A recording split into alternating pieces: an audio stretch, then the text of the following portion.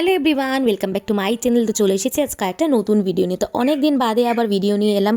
মাঝখানে আমার শরীরটা ভীষণই খারাপ করেছিল, তো সেই জন্য ব্লগটাকে এডিট করতে বসা হয়নি। তো আজকে ভাবলাম যে অনেক দিনই লেট হয়ে গিয়েছে, তো সেই জন্য আজকে ফাইনালি ব্লগটাকে এডিট করে তোমাদের সাথে আজকে শেয়ার করছি। তো সেই কালী পুজোর থেকে কিন্তু বাগদা বীজের ব্লগ দেওয়া চলছে। আজকে প্রায় 3 সপ্তাহ হয়ে গেল বাগদা বীজের ব্লগ আমি ক্লিয়ার করতে পারলাম না। রোজই ভাবি আমি আজকে বসবো কালকে বসবো এডিট করতে, কিন্তু সেটা আর হয় না। তো ফাইনালি আজকে আমি বসেই ছেড়েছি যে না, আজকে এডিটটা করে এটা ছাড়তেই হবে। কারণ কি অনেক ব্লগ আমার স্টোরেজে পড়ে রয়েছে, যেগুলোকে এখনও এডিট করে ছাড়া বাকি রয়েছে।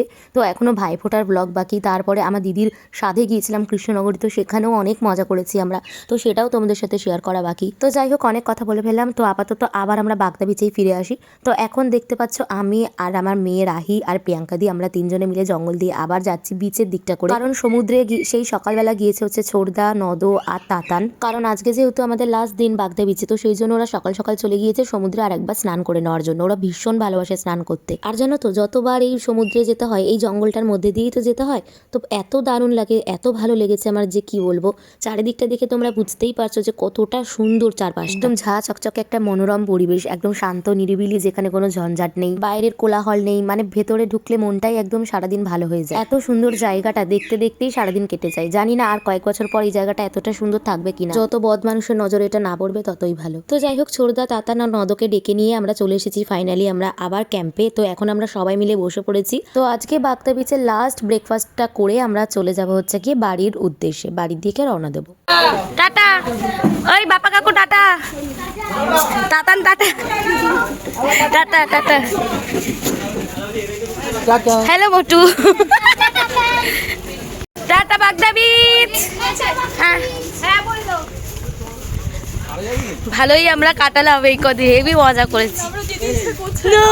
আর একদিন থাকলে ভালো হতো, আরো দুদিন। হ্যাঁ কি হলো। তো এই যে আমাদের গাড়িতে চলে এসেছে, ওই লোকটাই নাকি আবার দেখা হয়েছে।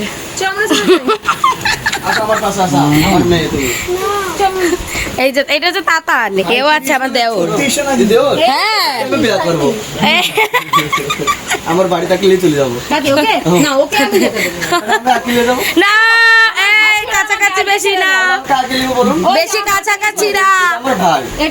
এই ভাই করে দিল না, আমার বরকে নিয়ে চলে। এই যে বেশি কাছাকাছি না, বেশি কাছাকাছি না। তো দেখতেই পাচ্ছ আমরা চলে এসেছি স্টেশনে, আর আমরা ট্রেনেও উঠে পড়েছি। কিন্তু ব্যাপারটা হচ্ছে ট্রেন এখনও আমাদের ছাড়েনি। আর স্টেশনে আস্তে আস্তে একটা অদ্ভুত ঘটনা ঘটেছে। সেটা হচ্ছে ঘটনা না, একটা ব্যাপার ঘটেছে। সেটা হচ্ছে যাওয়ার দিনকে আমাদের যার সাথে দেখা হয়েছিল ওই মাসিটার সাথে, তো যেদিনকে আসছিলাম সেদিনকে দেখা হয়েছিল। আবার যেদিনকে আমরা বাড়ি ফিরছি সেদিনকেও এই মাসিটার সাথে আমাদের ট্রেনে দেখা হয়ে গিয়েছে।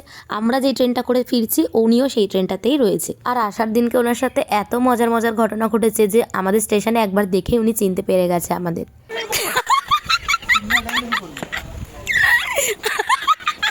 আরেকবার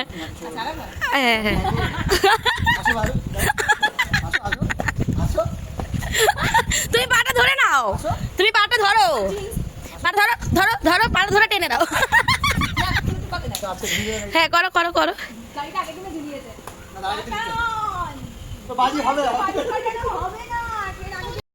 এখনো আমরা রূপসা স্টেশনে বসে আছি। সব থেকে আশ্চর্যজনক ব্যাপার হচ্ছে আমি করেছিলাম জিন্স অ্যান্ড টপ, এখন পরে আছি এটা।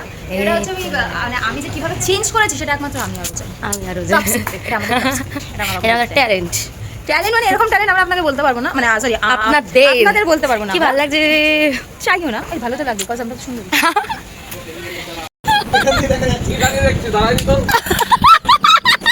আমি বলি এইরকম দরকার না। তোমরা যে কাদেরকে বলছো সেটাই তো বুঝতে পারছি না। এই যে ওনাদের বলা হচ্ছে, ওনাদের একটু হাত নাড়িয়ে দাও তোমরা, আর কিছু না।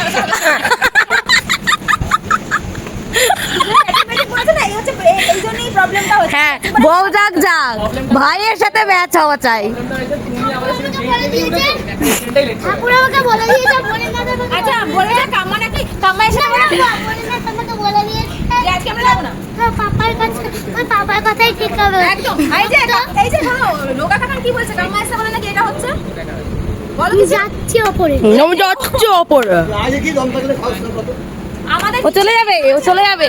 ছেড়ে দে, আমাদের দরকার নেই সব লোকজনের সাথে মুখলা।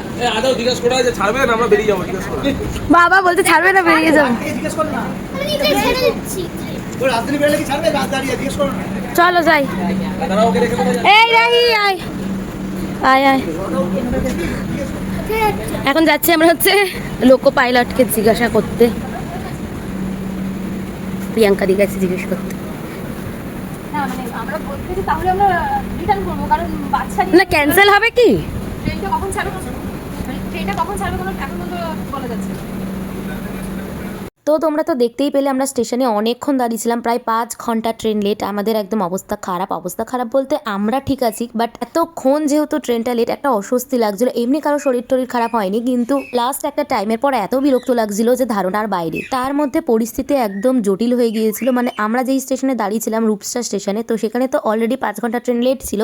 আর তার মধ্যে সেই স্টেশনটার বাইরে বা আশেপাশে কোনো খাবারের দোকান বা কোনো জলের দোকান নেই যেখান থেকে আমরা একটু জল বা একটু খাবার নিয়ে আমরা ট্রেনে উঠতে পারবো। আর আমরা এদিকে হোটেল থেকে একটা জলের বোতল কিনেছিলাম, সেটা হচ্ছে একটা 2 লিটারের বড় বোতল। তো সেটাও কিন্তু আমরা গাড়িতে অলরেডি ফেলে চলে এসেছিলাম। আর যেই 3টে বোতল ব্যাগে ছিল, তো সেইটা ভাগ্যিস আমাদের কাছে ছিল। ওই 3টে বোতল দিয়ে আমরা 5 ঘন্টা চালিয়েছি। তো তারপরে যখন ফাইনালি ট্রেনটা ছাড়লো তখন কিন্তু প্রায় 3টে-4টে বেজে গিয়েছিল। তো তারপরে অনেকক্ষণ আর একটা স্টেশনে গিয়ে ট্রেনটা দাঁড়িয়ে পড়েছিল। সেখানেও আমাদের ট্রেনটা লেট, প্রায় 1 ঘন্টার মতো আমরা সেখানেও দাঁড়িয়েছিলাম। আর তার মধ্যে জল তো আগেই শেষ হয়ে গিয়েছিল। তো না ছিল আমাদের কাছে কোনো জলের বোতল, না ছিল আমাদের কাছে কোনো খাবার। মানে বুঝতে পারছো সেদিনকে আমরা কি দিন কাটিয়েছি। তাও বলতে নেই, রাহি ছোট হলে কি হবে, ও ভীষণ বুঝতার। বিশ্বাস করো একটুও আমাদের কোনো অসুবিধা করেনি। তো যাই হোক ফাইনালি এসে আমরা পৌঁছে গিয়েছি সাঁতরাগাছি স্টেশনে। তুমি না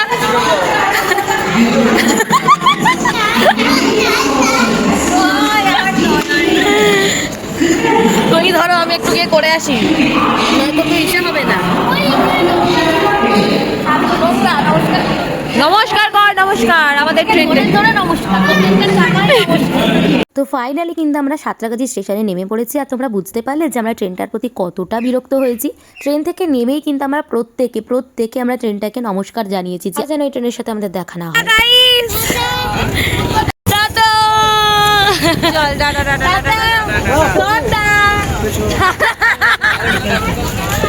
চলো তো চলো এবার যার যার বাড়ি ফেরার পালা। তো আজকে ছিল কিন্তু দীপাবলি, তো সবাইকে জানাই দীপাবলির অনেক শুভেচ্ছা, অভিনন্দন। আর তোমাদের ব্লগটা কেমন লাগলো অবশ্যই কিন্তু জানিও, আর ভালো লাগলে অবশ্যই সাবস্ক্রাইব করে দিও। টাটা সবাইকে।